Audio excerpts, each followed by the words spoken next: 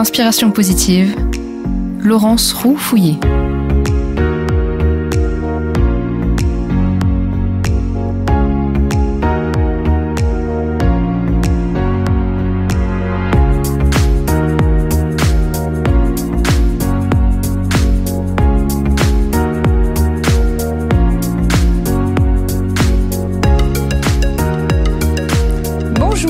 Je suis heureuse de vous retrouver sur l'antenne de Fréquence Protestante pour cette nouvelle édition d'Inspiration positive, alors même que nous terminons tranquillement l'année 2021.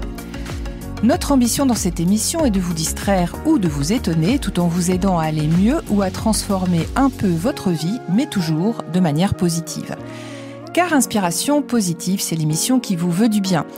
Une émission qui respire, le bien-être, le mieux vivre, mais qui traque aussi pour vous les nouvelles tendances, recense les expériences enthousiasmantes et vous souffle les bonnes idées et les conseils qui rendent votre quotidien ou votre environnement plus agréable. Faites-vous partie de ces personnes qui s'estiment différentes, plus attentives aux autres, plus sensibles à la beauté ou davantage intuitives? Vous vous sentez bien dans la nature, vous pleurez au cinéma ou vous êtes ébloui d'émotions devant un tableau au musée. Les autres trouvent ça parfois étrange, mais peut-être êtes-vous simplement hypersensible. Notre invitée est une des spécialistes de l'hypersensibilité et auteure d'un ouvrage tout à fait récent paru aux éditions Luduc, Les hypersensibles spirituels. Bonjour Géraldine. Bonjour Laurence. Vous allez bien? Je vais très bien. Alors Géraldine Prévost-Gigant, vous êtes psychopraticienne et donc vous accompagnez, vous le dites vous-même depuis 25 ans, des personnes différentes qui veulent se sentir mieux dans un monde qui devient plus violent, et on verra que cette violence, elle n'est pas toujours heureusement physique, mais elle est aussi psychologique, ou dans les comportements en tout cas. Et vous confiez dans votre dernier ouvrage, donc Les hypersensibles spirituels, que vous êtes vous-même hypersensible. Est-ce que vous pouvez nous aider à définir ce trait de caractère, à moins qu'il ne s'agisse d'une personnalité? Qu'est-ce qu'on peut dire de l'hypersensibilité? Est-ce que c'est juste de l'émotivité ou est-ce que c'est plus compliqué que ça? C'est plus riche que ça. Tant mieux. C'est en effet, quand on est hypersensible, on ressent intensément les émotions et elles durent plus longtemps.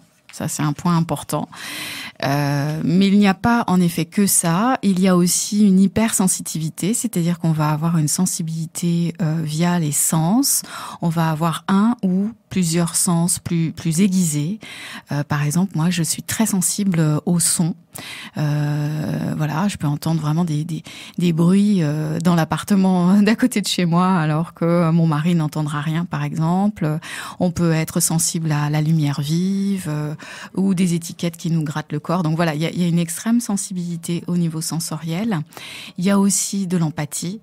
Les hypersensibles sont quasiment tous empathiques et hyper empathiques, c'est-à-dire qu'ils vont sentir ce que dégage l'autre, ils peuvent sentir si la personne est sous stress, triste ou joyeuse, ils vont sentir ça, et parfois ça peut être très confus, on ne sait plus quoi appartient à qui. C'est-à-dire qu'il y a beaucoup d'informations. Oui.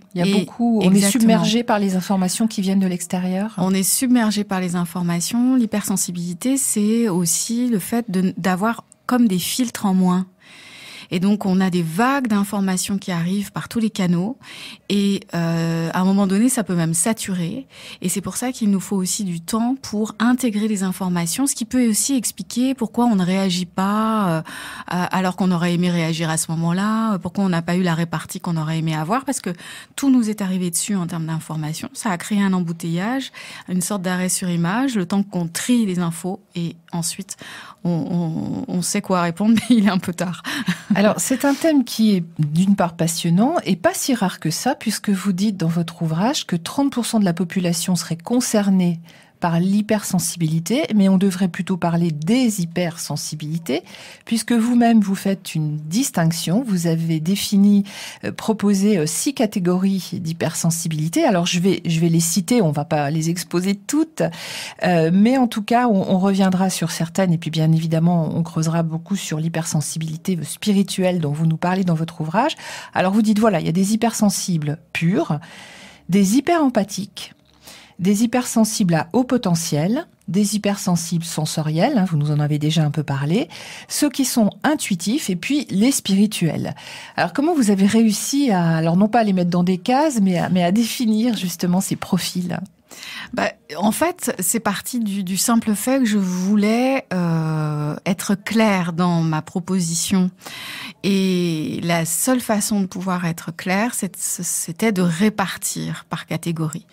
Voilà, donc il fallait que je structure ça.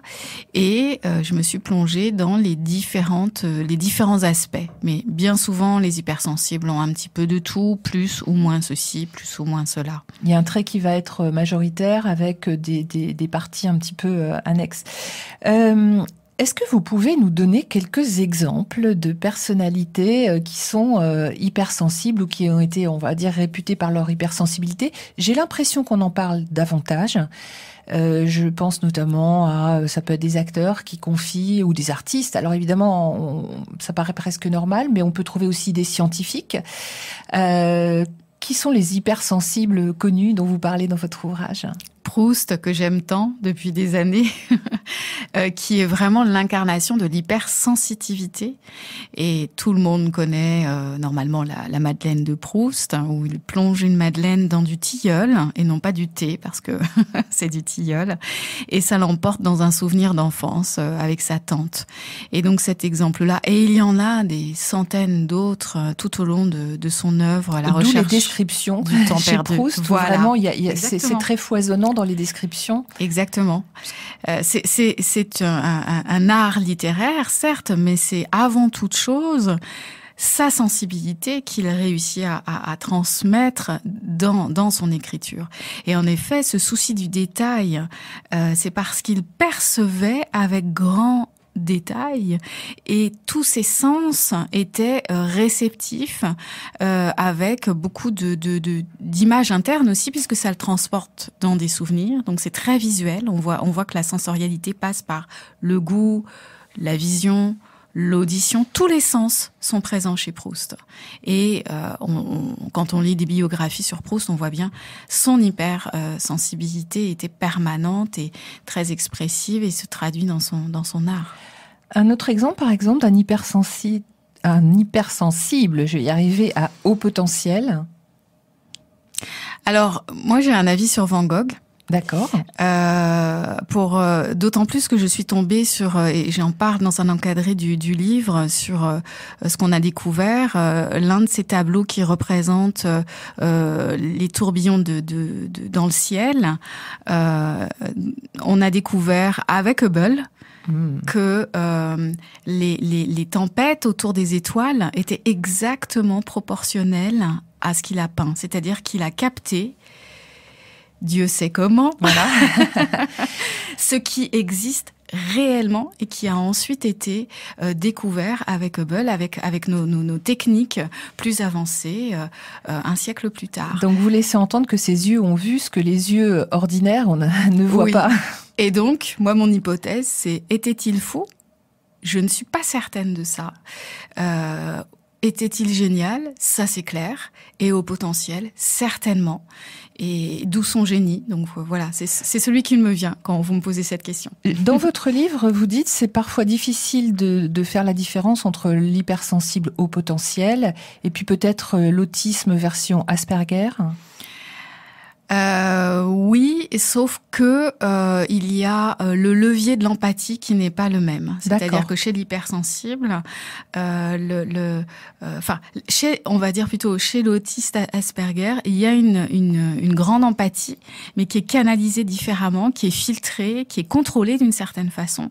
Tandis que chez l'hypersensible, il y a vraiment un phénomène éponge direct, donc sans filtre, absorbé, justement. Voilà, c'est absorbé sans filtre. On apprend dans votre livre justement qu'il y a des neurones de l'empathie. Donc notre cerveau n'est pas fait que pour analyser, synthétiser, mémoriser, classer avec les fonctions cognitives qu'on lui connaît habituellement. Il a bien évidemment il nous permet une plus grande sensibilité. Quand on est hypersensible, est-ce que c'est un avantage ou est-ce que c'est un inconvénient ? J'ai tendance à dire que c'est les deux, mon capitaine. C'est vraiment un cadeau et un fardeau. C'est-à-dire que c'est vraiment un fardeau lorsque nos blessures du passé nous encombre, lorsque nous sommes encombrés de peines, de colère non résolues. Et là, notre hypersensibilité va se mélanger avec ce passé qui est présent sans que nous en ayons forcément conscience. Une fois que nous avons pensé nos blessures, notre hypersensibilité devient un atout. Et il y a bien entendu une étape essentielle qui est de comprendre comment nous fonctionnons en tant qu'hypersensibles. On va pas réagir tous au même moment, au même endroit, de la même façon, à quoi nous sommes plus sensibles. Ça va aussi être en lien avec notre histoire. Et petit à petit, on peut apprendre à prendre appui sur notre sensibilité pour s'en servir pour bien communiquer, pour affiner notre intuition, écouter notre ressenti, s'en servir aussi pour créer, pas seulement artistiquement, mais aussi créer des projets, participer à une co-création et je dirais même participer à quelque chose de beau ensemble. Un hypersensible, ou même peut-être parfois plusieurs, dans un groupe, il va se sentir différent, facilement intégré, les autres le trouvent bizarre. Comment ça fonctionne? Comment ça se passe? C'est pas forcément aussi systématique d'ailleurs. Oui, ouais. Très souvent, ce que j'ai observé, c'est que l'hypersensible est en suradaptation permanente parce que tant que l'hypersensible n'a pas compris que son hypersensibilité était un atout et que sa différence peut être un atout, il va se suradapter pour faire comme les autres, pour être dans la norme. Et donc, son hyperempathie va lui servir servir à ça, c'est-à-dire que l'hypersensible dans un groupe va se caler par rapport au groupe. Et trop, parfois, et effacer certains aspects de sa personnalité. Et à un moment donné, ça va être inconfortable pour lui. Et donc, toute la sagesse, je dirais, c'est utiliser notre empathie pour se connecter aux autres, être intégré au groupe, tout en gardant aussi sa personnalité et sa différence. Dans ce que vous dites, j'entends deux choses. Il y a d'une part l'idée que ça peut être énergétivore, c'est-à-dire cette adaptabilité, cette adaptation nécessaire permanente, elle demande beaucoup d'énergie. Et puis j'ai l'impression que le deuxième aspect aussi, c'est oser révéler sa personnalité, de se présenter finalement tel qu'on est. Et ça demande un travail parce qu'on a tellement eu l'habitude de mettre des masques, de se suradapter, suivant aussi l'éducation qu'on aura eue et les messages qu'on nous aura envoyés sur notre sensibilité. On va pas se montrer au monde de la même façon, mais un travail sur soi nous permet de nous démasquer, de nous dévoiler et pour ça, il est nécessaire de porter un regard bienveillant sur soi et ensuite on peut s'autoriser à être pleinement authentique. Et donc là, il n'y a plus de différence, mais il y a plutôt une existence avec sa propre coloration dans le groupe, dans le collectif, où chacun a sa couleur finalement. Mais c'est important de découvrir notre propre couleur, notre propre teinte, et de découvrir aussi ce qu'on peut rayonner dans le monde. Et là, on prend vraiment sa place. Alors, on est à la radio, les gens ne voient pas vos gestes. Nos auditeurs ne voient pas vos gestes, c'est dommage, mais je vais les décrire. Quand vous parlez de l'hypersensibilité, vous montrez bien, vous allez de l'extérieur vers l'intérieur, c'est-à-dire que l'hypersensible, il absorbe. Et à un moment, vous faites le geste inverse, puisque vous avez parlé de rayonner. Il a besoin d'exister, effectivement, d'exister pleinement, j'ai envie de dire, voilà, et de rayonner dans le monde. Donc les gestes, le corps a son importance, il parle lui aussi, comme les hypersensibles. L'hypersensibilité, nous en parlons avec Géraldine Prévost-Gigant, mais pour l'instant, nous allons faire une parenthèse musicale. Vous nous écoutez toujours sur Fréquence Protestante dans Inspiration Positive. Aujourd'hui, on parle des hypersensibles avec Géraldine Prévost-Gigant qui nous explique justement comment ces traits de caractère aident à la fois à pratiquer alors l'empathie, toutes ces facultés dans le groupe de créer du lien, d'être créatif également. L'hypersensibilité peut avoir quelquefois des inconvénients, mais surtout pour celui qui la vit, puisqu'il n'a pas forcément de filtre. Et j'aimerais qu'on aborde avec vous, Géraldine, plus particulièrement le thème, ceux sur lesquels vous vous êtes arrêtés, les hypersensibles spirituels. dont vous dites qu'ils sont souvent en quête de sens. Je pense que c'est quelque chose qui parlera à nos auditeurs, que ce sont des êtres qui vont être à la recherche d'une forme d'éveil de leur conscience. Vous évoquez souvent Jung dans votre ouvrage. Je me suis souvent demandé, alors vous parlez souvent de l'âme, entre l'âme ou l'inconscient, hein, on est toujours un petit peu, j'ai envie de dire mon cœur balance, je ne sais pas. Est-ce que vous pouvez déjà nous définir, qu'est-ce que vous qualifiez d'hypersensible spirituel ? Les hypersensibles spirituels, en effet, sont en quête de sens, sont sensibles à tout ce qui est de l'ordre de la conscience humaine, aussi bien notre dimension psychologique que un processus spirituel. Et qui n'est pas forcément religieux. Hein, et pas forcément religieux. On fait la différence entre la spiritualité et l'aspect religieux. Absolument. Et c'est important pour l'hypersensible spirituel de se sentir libre, de pouvoir prendre le chemin qu'il désire. Mais ce qui est important pour l'hypersensible spirituel, c'est le respect du vivant.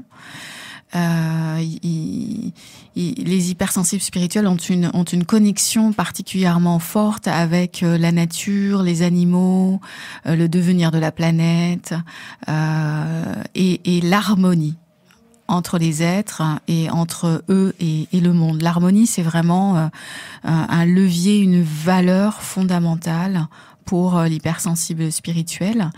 Et ces êtres sont sensibles aussi aux énergies, à ce qu'ils ressentent dans l'environnement.